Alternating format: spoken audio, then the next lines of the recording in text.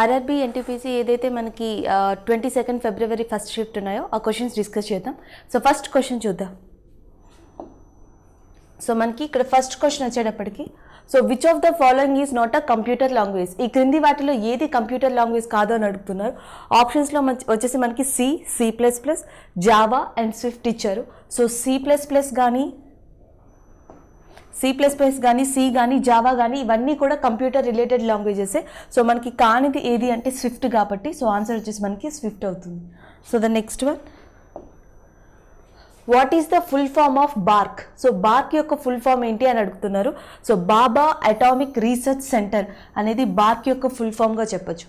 So 1948లో 1948లో హోమీ జహంగీర్ బాబా ఎవరైతే ఉన్నారో సో ఆయన అటామిక్ ఎనర్జీ కమిషన్ అనే దాన్ని స్టార్ట్ చేశారు. ఏఈసి అటామిక్ ఎనర్జీ కమిషన్, అణుశక్తి కమిషన్ అనే దాన్ని 1948లో ఆయన స్టార్ట్ చేయడం జరిగింది. సో దానినే 1954లో 1954లో సో బార్క్ కింద చేంజ్ చేయడం జరిగింది. సో బార్క్ యొక్క హెడ్ క్వార్టర్స్ వచ్చేసి మనకి ఎక్కడ ఉందంటే మహారాష్ట్రలోని ముంబై ఏరియాలో ఉంది. ఇంకొక ఇంపార్టెంట్ థింగ్, ఇప్పుడు present one of the important current affair ఏంటంటే బార్క్ రీసెంట్గా మనకి బాబా కవచ్ అనే దాన్ని డెవలప్ చేసింది. సో యాక్చువల్గా ఇది bullet proof. So bullet proof jacket ఏదైతే ఉందో సో దీనిని అడ్వాన్స్డ్ టెక్నాలజీతో రూపొందించి సో దానికి ఏమని పేరు పెట్టారు అంటే బాబా కవచ్ అని చెప్పేసి పేరు పెట్టారు. సో దీన్ని మొట్టమొదటిగా యూజ్ చేసే బెటాలియన్ ఏది అంటే so central industrial security force, CISF అంటున్నా. సెంట్రల్ ఇండస్ట్రియల్ సెక్యూరిటీ ఫోర్స్ ఏదైతే ఉందో సో వాళ్ళ కోసం బార్క్ తయారు చేసిన అడ్వాన్స్డ్ బుల్లెట్ ప్రూఫ్ జాకెట్ని రీసెంట్గా రిలీజ్ చేయడం జరిగింది. సో దాని పేరే బాబా కవచ్. ఆల్రెడీ బాబా అటామిక్ రీసెర్చ్ సెంటర్ మనం ఇక్కడ చూసాం కాబట్టి ఇది వరకు అడిగిన క్వశ్చన్స్లో ఇంపార్టెంట్ థింగ్ ఏంటంటే ఇస్రో. సో ఇస్రో కూడా అడిగారు. ఇస్రోకి ప్రస్తుతం చైర్మన్గా ఉన్నది ఎవరు అంటే K. శివన్ అనే పర్సన్ మనకి చైర్మన్గా ఉన్నారు.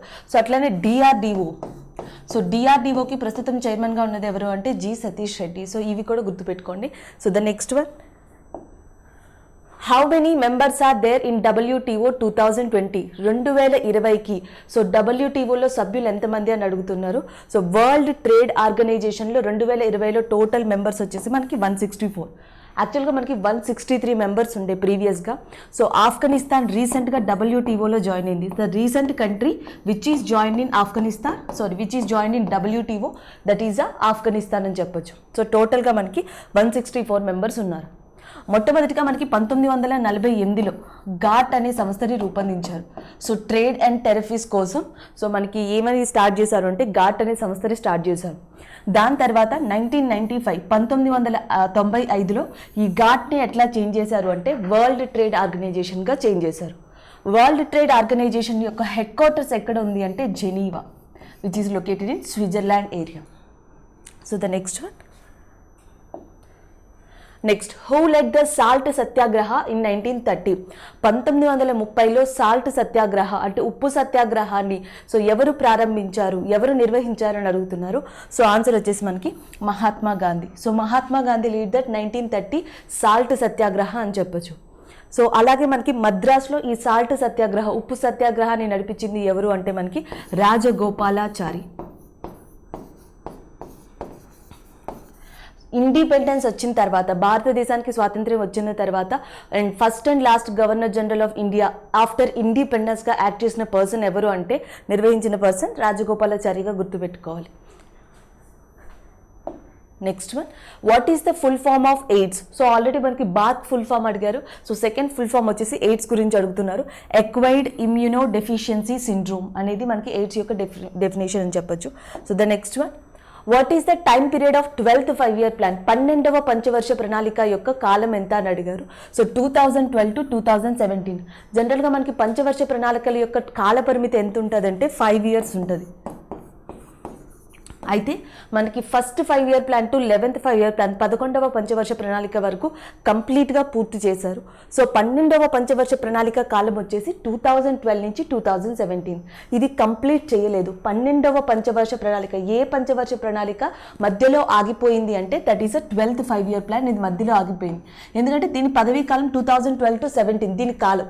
బట్ 2015లో ఈ ప్లానింగ్ కమిషన్ పంచవర్ష ప్రణాళికలు లేదా ప్రణాళికా సంఘం ఈ ప్లేస్లో మనకి ఏ బాడీని తీసుకొచ్చారు అంటే నీతి ఆయోగ్. సో నీతి ఆయోగ్తో రీప్లేస్ చేయడం జరిగింది 2015 జాన్ 1. అందుకే 2015లోనే ఆగిపోయిన పంచవర్ష ప్రణాళిక ఏది అంటే సో 12th 5-year ప్లాన్గా చెప్పొచ్చు.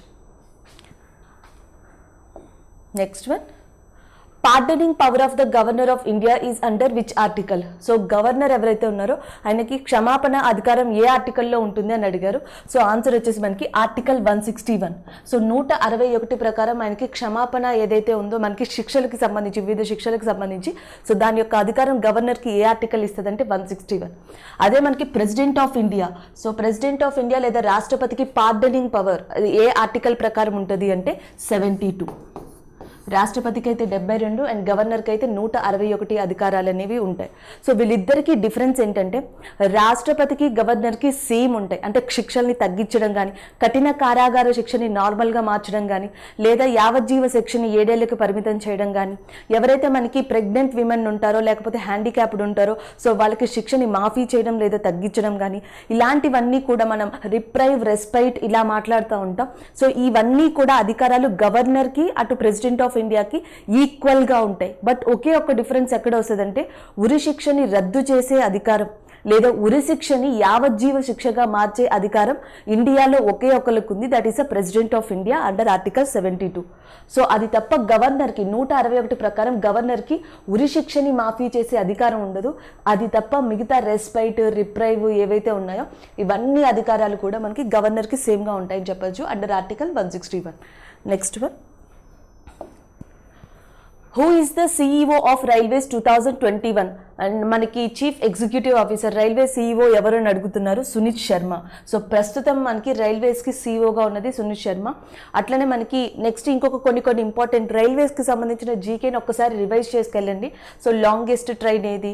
సో లాంగెస్ట్ ట్రైన్ ఇండియా వచ్చేసి మనకి వివేక్ ఎక్స్ప్రెస్ అంటాం. ఫాస్టెస్ట్ ట్రైన్ ఏది అంటే వందే భారత్ అంటాం. స్లోయెస్ట్ ట్రైన్ ఏది అంటే నీలగిరి ఎక్స్ప్రెస్ ఏదైతే ఉందో అది.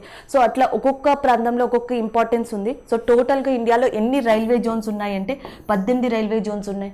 అండ్ మొట్టమొదటి రైల్వే మహిళా మినిస్టర్ ఎవరు అంటే మనకి మమతా బెనర్జీ. సో ఇలాంటి కొన్ని క్వశ్చన్స్ని ఎక్కువగా గుర్తుపెట్టుకోండి. నెక్స్ట్ వన్,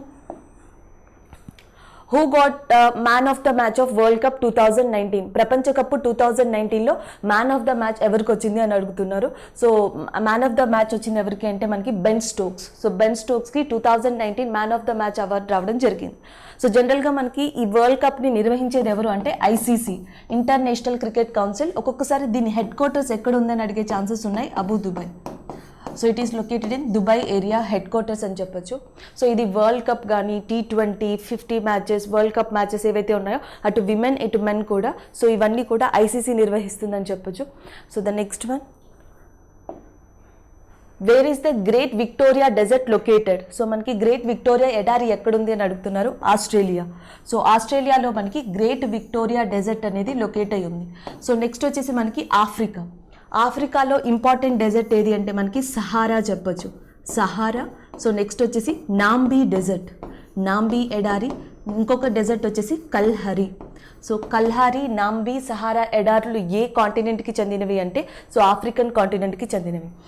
నెక్స్ట్ వచ్చేసి మనకి నార్త్ అమెరికా, ఉత్తర అమెరికాలో ఇంపార్టెంట్ ఎడారిగా దేన్ని చెప్పొచ్చు అంటే సొనరన్ డెజర్ట్. సో సొనరన్ ఎడారిని సో ఉత్తర అమెరికాలో ఇంపార్టెంట్ డెజర్ట్గా చెప్పొచ్చు. అలాగే మనకి ఇండియాకి వచ్చేటప్పటికి Thar desert which is located in Rajasthan area. అదే కనుక చైనా, మంగోలియా సో 2 ప్రాంతాలతో కూడా ఈక్వల్గా డెజర్ట్ని షేర్ చేసుకునేది, ఎడారిని షేర్ చేసుకునే ప్రాంతం ఏది అంటే Gobi desert. So Gobi desert అనేది మంగోలియాకి దక్షిణ ప్రాంతంలో అంటే మంగోలియాకి సౌత్లో and as well as a north west of part of చైనాకి అండ్ మంగోలియాకి మధ్యలో ఉన్న ఇంపార్టెంట్ డెజర్ట్ ఏది అంటే సో దట్ ఈస్ గోబీ డెజర్ట్గా చెప్పచ్చు. Next one, Marie Curie got Nobel prize for the study of? So Marie Curie ఏ అధ్యయనం కోసం నోబెల్ బహుమతి పొందారు అని అడుగుతున్నారు. ఆన్సర్ వచ్చేసి the study into that spontaneous radiation. So spontaneous radiation గురించి రీసెర్చ్ చేసినందుకు గాను సో మేరీ క్యూరీకి నోబెల్ బహుమతి లభించింది. Next one, which is the first Asian super computer? మొదటి ఆసియా సూపర్ కంప్యూటర్ ఏది? ఆన్సర్ వచ్చేసి మనకి ఎకా అనేది మొదటి ఆసియా సూపర్ కంప్యూటర్గా ఉంది. So next one, when was UN established? UN ఎప్పుడు స్థాపించబడింది అంటే 24th October 1945. సో ప్రతి సంవత్సరం కూడా మనకి యుఎన్ డే ఎప్పుడు సెలబ్రేట్ చేసుకుంటారు అంటే 24th October. Next UN head quarters ఎక్కడ ఉంది అంటే న్యూయార్క్. యుఎన్లో టోటల్ మెంబర్స్ ఎంతమంది అంటే ఇప్పటి వరకు 193. సో రీసెంట్గా జాయిన్ అయిన కంట్రీ ఏది అంటే మనకి south Sudan. So south Sudan రీసెంట్గా జాయిన్ అయిన కంట్రీగా చెప్పొచ్చు. నెక్స్ట్ వన్, ఎన్ని అఫీషియల్ లాంగ్వేజెస్ ఉంటాయంటే 6 అఫీషియల్ లాంగ్వేజెస్ ఉంటాయి. ఒకటి వచ్చేసి మనకి ఇంగ్లీష్ అఫీషియల్ లాంగ్వేజ్గా ఉంది. నెక్స్ట్ వచ్చేసి Spanish official language. Next one French, Russian, Arabic, Chinese. So Chinese, Russian, Arabic, French, Spanish, English ఈ 6 కూడా యుఎన్ యొక్క అఫీషియల్ లాంగ్వేజెస్గా మనం గుర్తించవచ్చు. So the next one, India is a member of UN not. India UN యొక్క మెంబరా కాదా అని కూడా గుర్తుపెట్టుకోవాలి. India is a member of UN. అది కూడా మనకి ప్రీవియస్ క్వశ్చన్స్లో ఇవ్వడం జరిగింది. భారతదేశం యుఎన్లో ఎప్పుడు సభ్యురాలిగా జాయిన్ అయింది అని చెప్పి. So 30th October 1945. 30th October 1945న భారతదేశం యుఎన్ సభ్యురాలుగా జాయిన్ అవ్వడం జరిగింది. సో అట్లనే యుఎన్ యొక్క రీజనల్ అంగాలు ఎన్ని, యుఎన్ టోటల్ ఆర్గాన్స్ అని అడుగుతారు. సో టోటల్ ఆర్గాన్స్ వచ్చేసి మనకి 6 ఉంటాయి. యుఎన్ జనరల్ అసెంబ్లీ కావచ్చు, ఎకనామిక్ అండ్ సోషల్ కాన్ఫరెన్స్ కావచ్చు, ట్రూత్ షిప్ కౌన్సిల్ కావచ్చు. సో నెక్స్ట్ వచ్చేసి యుఎన్ సెక్రటేరియట్ కావచ్చు. ఇవన్నీ కూడా టోటల్గా 6 ఉన్నాయి. అయితే దీంట్లో యుఎన్ యొక్క 5 అంగాలు, 5 ఆర్గాన్స్ యొక్క హెడ్ క్వార్టర్స్ వచ్చేసి న్యూయార్క్లో ఉంది. ఒకే ఒక్క మెయిన్ అంగం ఏదైతే ఉందో ICJ, international court of justice అంటాం. సో దీని యొక్క ప్రధాన కార్యాలయం వచ్చేసి ఎక్కడ ఉందంటే ది హేగ్, నెదర్లాండ్స్లో ఉన్న ది హేగ్లో international court of justice headquarters ఉందని గుర్తుపెట్టుకోవాలి. So the next one, who was the most French open titles. So ఎవరికి ఎక్కువగా ఫ్రెంచ్ ఓపెన్ టైటిల్స్ గెలుచుకున్నారని అడుగుతున్నారు. సో ఆన్సర్ వచ్చేసి రాఫెల్ నాదల్. సో మనకి స్పానిష్ కంట్రీకి చెందిన రాఫెల్ నాదల్ ఎవరైతే ఉన్నారో ఆయన ఎక్కువగా ఫ్రెంచ్ ఓపెన్ టైటిల్స్ని గెలుచుకున్నారు. సో మనకి ప్రపంచంలో టెన్నిస్ ఆటకి సంబంధించి గ్రాండ్ స్లమ్స్ ఏవైతే ఉంటాయో టోటల్గా ఇవి 4 టోర్నమెంట్స్లో జరుగుతాయి. ఒకటి వచ్చేసి మనం యుఎస్ ఓపెన్ అంటాం. సో నెక్స్ట్ వచ్చేసి Australia open, French open, Wimbledon. Every year కూడా టెన్నిస్కి సంబంధించి ఈ 4 టోర్నమెంట్స్ వరల్డ్ వైడ్ జరుగుతాయి. US open, Australia open, French open and Wimbledon. దీంట్లో మనకి US open and Australia open ఏవైతే ఉన్నాయో ఇవి హార్డ్ కోర్ట్ మీద ఎక్కడ ఆడుతారు అంటే హార్డ్ కోర్ట్ మీద ఆడతారు. అదే ఫ్రెంచ్ ఓపెన్ అయితే మనకి క్లే కోర్ట్ మీద ఆడతారు. నెక్స్ట్ మనకి వింబిల్డన్ వచ్చేసి గ్రాస్ మీద ఆడతారు. సో ఒక్కొక్క దానికి ఒక్కొక్క డిఫరెంట్ కోర్ట్స్ ఉంటాయన్నమాట. సో మనకి క్లే కోర్ట్ హీరో అన్న ఫ్రెంచ్ ఓపెన్స్ అత్యధికంగా గెలుచుకునే పర్సన్ ఎవరు అన్న వరల్డ్లో, సో అది వచ్చేసి రాఫెల్ నాదల్ అవుతారు. So the next one, Hariprasad Chaurasia place which musical instrument. So Hariprasad Chaurasia ఎవరైతే ఉన్నారో సో ఆయన ఏ ప్రసిద్ధ మ్యూజిక్ ఇన్స్ట్రుమెంట్కి ప్రసిద్ధిలో అడుగుతున్నారు. సో ఆన్సర్ వచ్చేసి మనకి flute. Next one, retinol is the scientific name of which vitamin. So retinol అనేది ఏ విటమిన్ యొక్క శాస్త్రీయ నామం అని అడిగారు. Vitamin A. ఆల్రెడీ మనం విటమిన్స్ గురించి మాట్లాడుకున్నాం, చాలాసార్లు డిస్కస్ చేసుకున్నాం. సో విటమిన్స్ వల్ల లోపాలు అండ్ దాటి యొక్క అదర్ నేమ్స్ కూడా. ఫర్ ఎగ్జాంపుల్ విటమిన్ B12, ఇప్పటికే మనం చాలాసార్లు దీన్ని డిస్కస్ చేసుకున్నాం. సో విటమిన్ B12 యొక్క శాస్త్రీయ నామం ఏంటి అంటే సైనాకోబాలమిన్. సో విటమిన్ B12 అనేది తక్కువగా ఉండడం వల్ల ఎక్కువగా వచ్చే వ్యాధి ఏంటి అంటే ఎనీమియా. సో తీవ్ర రక్తహీనత. సో సివియర్ ఎనీమియా అనేది దేనివల్ల వస్తుంది అంటే విటమిన్ B12 అనేది లోపించడం వల్ల వస్తుంది. సో నెక్స్ట్ వచ్చేసి మనకి విటమిన్ సి ఉంది. సో విటమిన్ సి అనేది లోపించడం వల్ల ఏ వ్యాధి వస్తుంది అంటే స్కర్వీ అనే వ్యాధి వస్తుంది. విటమిన్ డి లోపించడం వల్ల ఏ వ్యాధి వస్తుంది అంటే రికెట్స్ అనే వ్యాధి వస్తుంది. సో వాటి యొక్క నేమ్స్ ఏంటి, సైనాకోబాలమిన్ కానీ నియాసిన్ కానీ, సో వాటి యొక్క అదర్ నేమ్స్ని కూడా ఎక్కువగా గుర్తుపెట్టుకోవడానికి ట్రై చేయండి. Next one,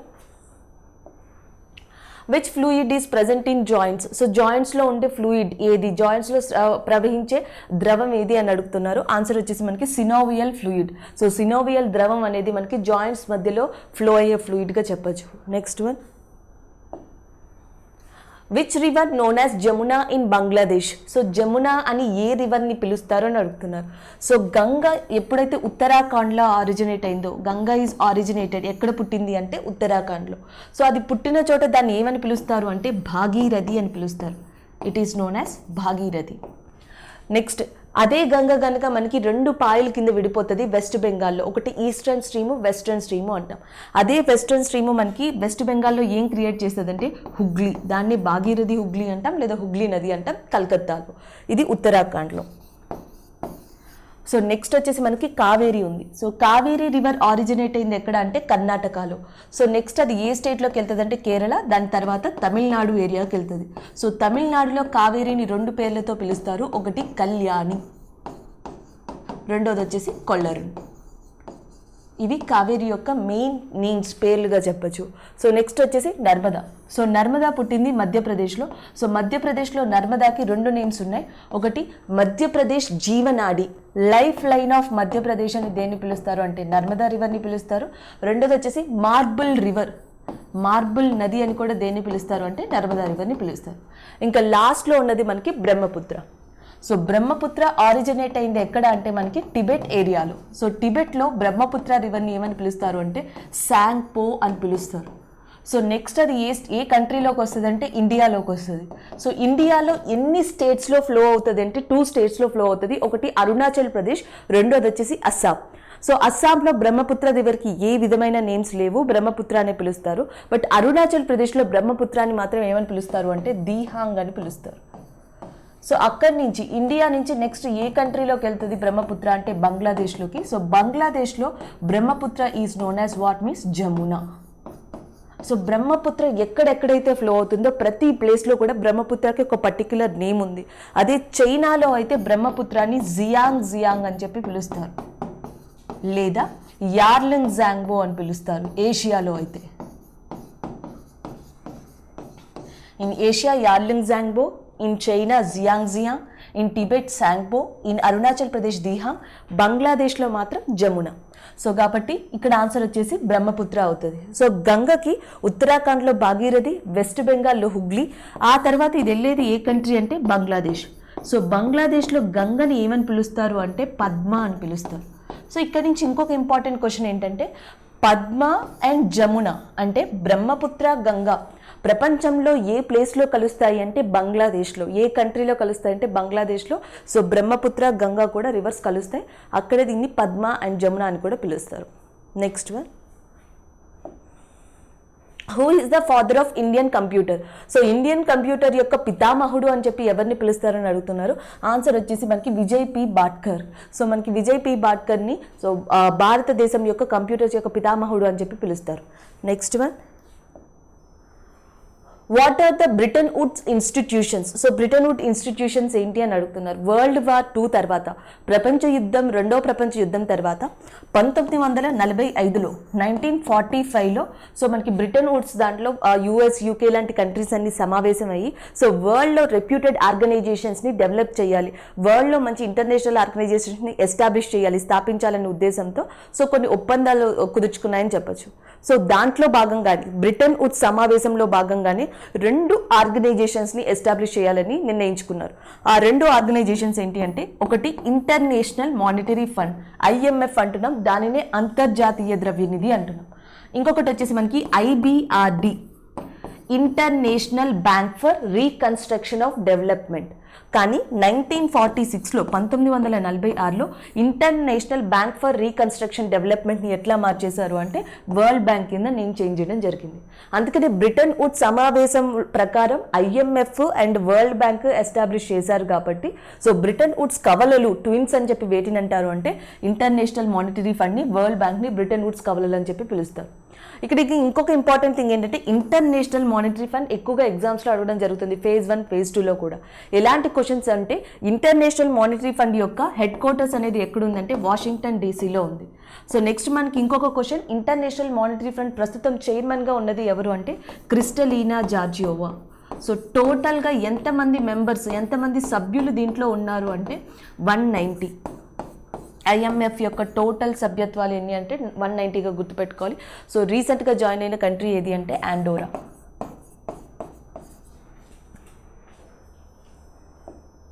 next one, what is the abbreviation of ASHA. టోటల్గా ఈ ఫేజ్లో 3 అబ్రివేషన్స్ అడిగారు, బార్క్ ఒకటి, ఎయిడ్స్ ఒకటి, next one ASHA.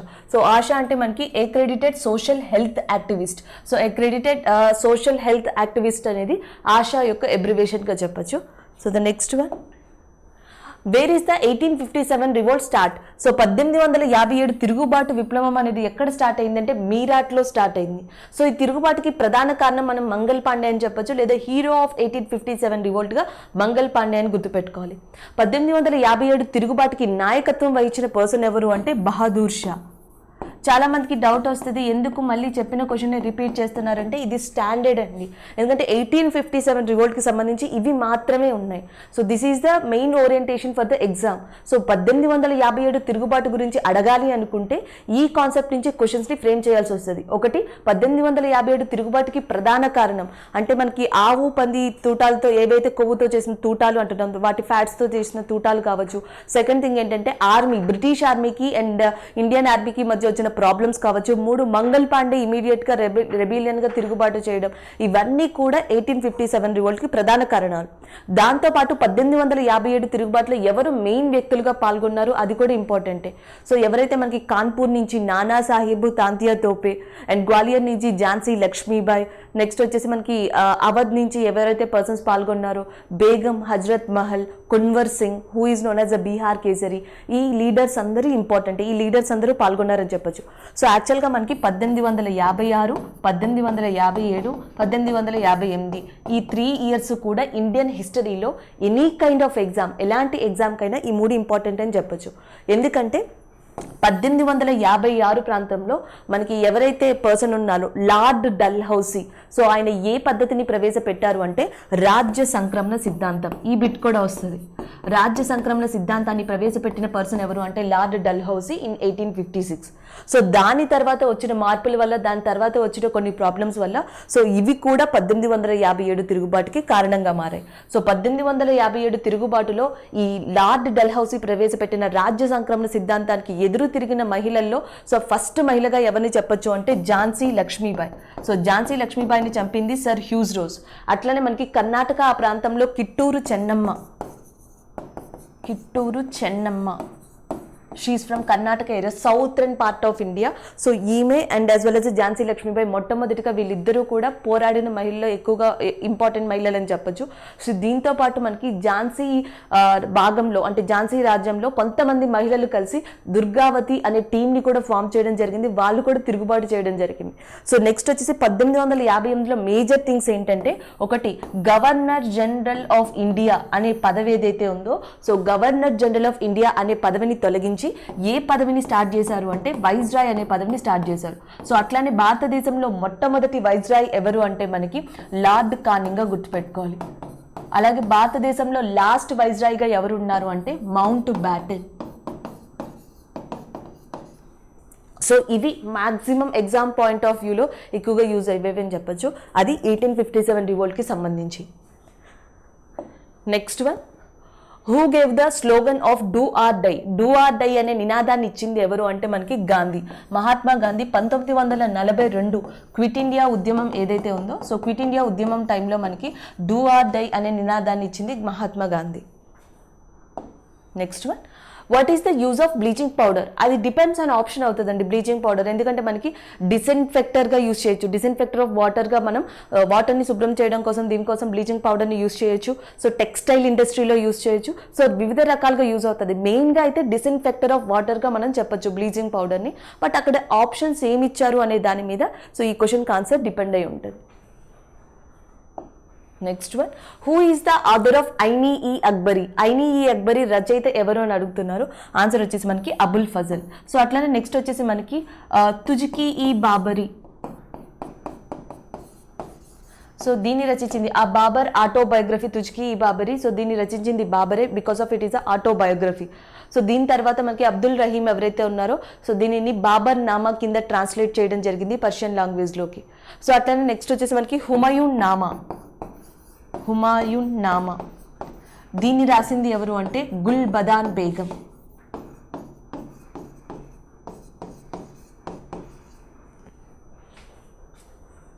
Next one, what is the inspire scheme related to? Inspire scheme అనేది దేనికి సంబంధించింది అంటే సైన్స్ అండ్ టెక్నాలజీ. అంటే చాలా యంగ్ ఏజ్లోని ఇండియన్స్ని సో వాళ్ళ టాలెంట్ని ఎంకరేజ్ చేయడం కోసం, మళ్ళీ సైన్స్ వైపు అట్రాక్ట్ చేయడం కోసం ఇన్స్పైర్ అనే పథకాన్ని స్టార్ట్ చేశారని చెప్పొచ్చు.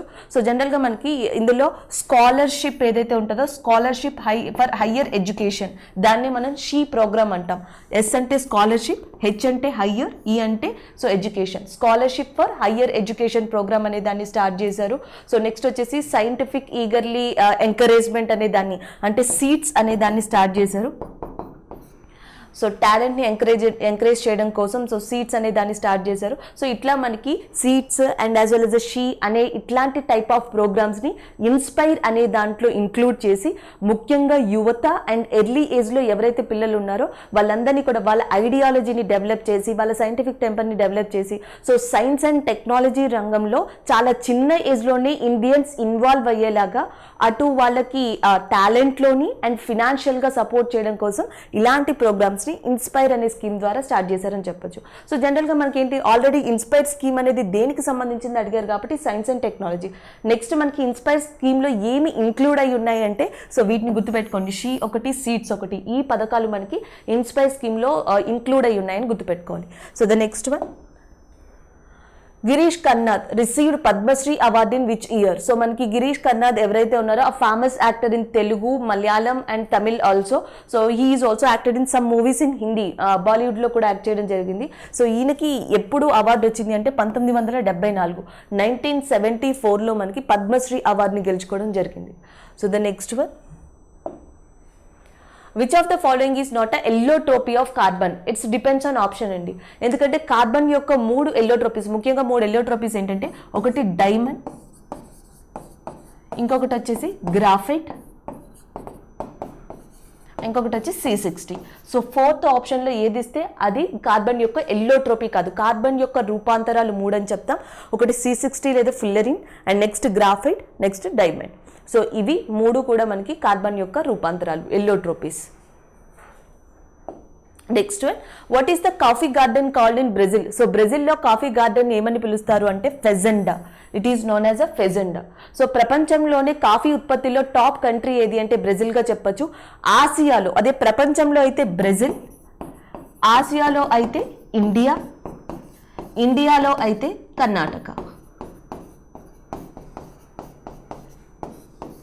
This is a world, Asia, India. ఇవి కాఫీ యొక్క టాప్ ప్రొడక్షన్ ప్లేసెస్ అని చెప్పొచ్చు. భారతదేశంలో కర్ణాటక, కేరళలోని మున్నార్, తమిళనాడు ఏరియా నీలగిరి ప్రాంతాలలో కాఫీని ఎక్కువగా ప్రొడ్యూస్ చేస్తారు. చిక్మంగళూరు ఏరియా ఏదైతే ఉందో కర్ణాటక, అది ఫస్ట్ ఏరియా. బాబు బుడాన్ హిల్స్ ఏవైతే ఉన్నాయో, బాబు బుడాన్ కొండలు ఏవైతే ఉన్నాయో అవి మొట్టమొదటి ప్రాంతాలు, కాఫీని పండించిన మొట్టమొదటి ప్రాంతాలుగా కూడా గుర్తుపెట్టుకోవచ్చు. బట్ కాఫీ ప్రొడక్షన్లో more probably which is the highest state అంటే పర్టికులర్గా మనకి కర్ణాటకనే అవుతుంది ఇండియాలో. ఏషియాలో అయితే కంట్రీ ఇండియా అవుతుంది, మొత్తం ప్రపంచంలో అయితే అది బ్రెజిల్ అవుతుంది. ఇంకొక ఇంపార్టెంట్ థింగ్ ఏంటంటే మనకి ఎక్కువగా గుర్తుపెట్టుకోవాల్సింది, కాఫీ అయితే కర్ణాటక అండ్ టీ ప్రొడక్షన్ అయితే మనకి ఎక్కువగా దొరికేది ఎక్కడ అంటే ఇండియాలో వచ్చేటప్పటికి that is the Assam area. Next one, which of the following is a peak is not in western Ghats? పడమటి కనుమల్లో లేని పీక్ ఏది, లేని శిఖరం ఏది అని అడిగారు. సో జనరల్గా మనం చూసుకుంటే ఇక్కడ అన్నైముడి ఇచ్చారు. So this is a western Ghats, eastern Ghats. పడమటి కనుమలు, తూర్పు కనుమలు అని గుర్తుపెట్టుకోవచ్చు. సో కేరళలో మనకి ఉన్న హైయెస్ట్ పీక్ ఏది అంటే అన్నైముడి. అటు కేరళలోని అండ్ సౌత్ ఇండియాలో, దక్షిణ భారతదేశంలో అత్యంత ఎత్తైన శిఖరం అన్నైముడి వెస్టర్న్ ఘాట్స్లో ఉంది. సో ఇది అవ్వదు. సో నెక్స్ట్ వచ్చేసి మనకి Nilgiri. So Nilgiri Karnataka and as well as Kerala and Tamil Nadu ప్రాంతాల్ని కలుపుతుంది. దాంతోపాటు భారతదేశంలో పడమటి కనుమలు, తూర్పు కనుమలు, western ghats and eastern ghats ఎక్కడ కలుసుకుంటాయంటే నీలగిరి కొంత భాగం వెస్టర్న్ ఘాట్స్తో కూడా కనెక్ట్ అయ్యి ఉంది కాబట్టి సో ఇది కూడా కాదు. సో నెక్స్ట్ వచ్చేసి మనకి సహ్యాద్రి. వెస్టర్న్ ఘాట్స్ని ఎస్పెషల్లీ మహారాష్ట్రలో ఉండే పడమటి కనుమల్ని ఇండియాలో ఏమని పిలుస్తారు అంటే సహ్యాద్రి అని పిలుస్తారు. సో ఇది కూడా కాదు. సో నార్మల్గా ఇక్కడ క్వశ్చన్ ఏమని అడిగారంటే ఏది వెస్టర్న్ ఘాట్స్లో కాదు అంటే ఆప్షన్ ఇది మిగిలింది కాబట్టి ఇది ఆన్సర్ అవుతుంది. సో జనరల్గా అయితే ఈస్టర్న్ ఘాట్స్లో ఒడిస్సా ప్రాంతంలో ఉన్న ఇంపార్టెంట్ పీక్గా దేన్ని చెప్పొచ్చు అంటే Mahendragiri, which is located in Odisha. So ఇది ఈస్టర్న్ ఘాట్స్లో ఉంది కాబట్టి ఆన్సర్ వచ్చేసి ఏ అవుతుంది. సో అట్లనే మనకి ఆంధ్రప్రదేశ్లో ఈస్టర్న్ ఘాట్స్లో ఉన్నది ఏది అంటే జిందాగఢ్, అరమకొండ, పాపికొండ, ఇవన్నీ కూడా మనకి ఆంధ్రప్రదేశ్లో ఉన్నాయి. తమిళనాడులో అయితే షావరాయ్ హిల్స్. మనం ప్రీవియస్ క్వశ్చన్లో చెప్పుకున్నాం కాఫీ పంటకి నీలగిరి కూడా ప్రసిద్ధి, అది తమిళనాడు కూడా. తమిళనాడులో ఎస్పెషల్లీ నీలగిరి ప్రాంతాలకి చెందిన లేదా ఈస్టర్న్ ఘాట్స్కి చెందిన షెవరాయ్ హిల్స్ ఏవైతే ఉన్నాయో ఇవి కాఫీ పంటలకి అత్యంత అనువైన ప్లేస్గా కూడా మనం గుర్తించవచ్చు.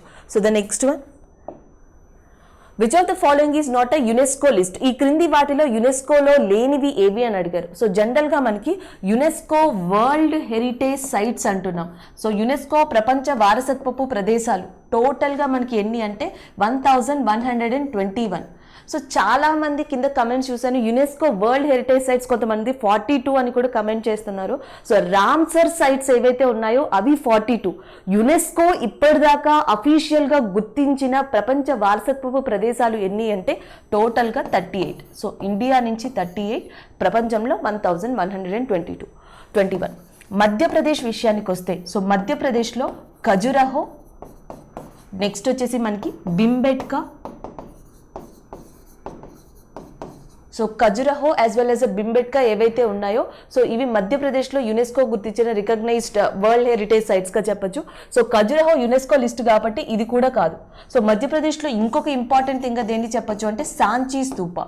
సో ఈ మూడు కూడా మధ్యప్రదేశ్లో యునెస్కోతో గుర్తించబడిన ప్రపంచ వారసత్వ ప్రదేశాలు. సో ఇది కూడా కాదు. సో నెక్స్ట్ ఆప్షన్ వచ్చేసి మనకి ఆనంద్ భవన్ ఉంది. Anand Bhavan is not in UNESCO list. So ఇది యునెస్కో లిస్ట్లో లేదు కాబట్టి ఆన్సర్ వచ్చేసి ఆనంద్ భవన్ అవుతుంది. సో జనరల్గా కొన్ని ఇంపార్టెంట్ గుర్తుపెట్టుకుంటూ ఉండాలి. టోటల్గా మనకి 38 ఉన్నాయి. ఏ స్టేట్లో యునెస్కో యొక్క వరల్డ్ హెరిటేజ్ సైట్స్ ఎక్కువగా ఉన్నాయి అంటే మహారాష్ట్ర. సో మనకి మహారాష్ట్రలో చాలా ఎక్కువ ఉన్నాయని గుర్తుపెట్టుకోవచ్చు. సో టోటల్గా ఎన్ని ఉన్నాయంటే 5 ఉన్నాయి. ఒకటి అజంతా, రెండోది వచ్చేసి ఎల్లోరా, మూడోది వచ్చేసి Elephanta caves and Chhatrapati Shivaji terminus and Victoria terminus. So టోటల్గా మనకి 5 వారసత్వపు ప్రదేశాలు మహారాష్ట్ర నుంచి రికగ్నైజ్ చేయడం జరిగింది. సో అది highest number of UNESCO world heritage sites in India in which state అంటే so that is a Maharashtra area. రీసెంట్గా యునెస్కో హెరిటేజ్ సైట్ని ఎక్కడ గుర్తించారు అంటే Jaipur wall city. So recent కొత్త ప్రదేశం ఇది జైపూర్ వాల్ సిటీ. ఎప్పుడు గుర్తించారు అంటే 2019. సో ఏ స్టేట్లో ఉందంటే రాజస్థాన్. సో దాంతోపాటు మనం జైపూర్ని ఇంకేమని పిలవచ్చు అంటే పింక్ సిటీ ఇన్ ఇండియా అని కూడా జైపూర్ని పిలవచ్చు. So the next one, what is the rank of Bombay stock exchange BSE in the world exchange list? So ప్రపంచంలోని ఎక్స్చేంజ్ లిస్ట్లో BSE యొక్క ర్యాంక్ ఎంత అని అడుగుతున్నారు. టాప్ 10లో ఉంది. సో టాప్ 10 we have a Bombay stock exchange. So present ఇది మహారాష్ట్రలో ఉంది. ఏ స్ట్రీట్లో ఉంది అంటే which is located in Dalal స్ట్రీట్గా గుర్తుపెట్టుకోవాలి.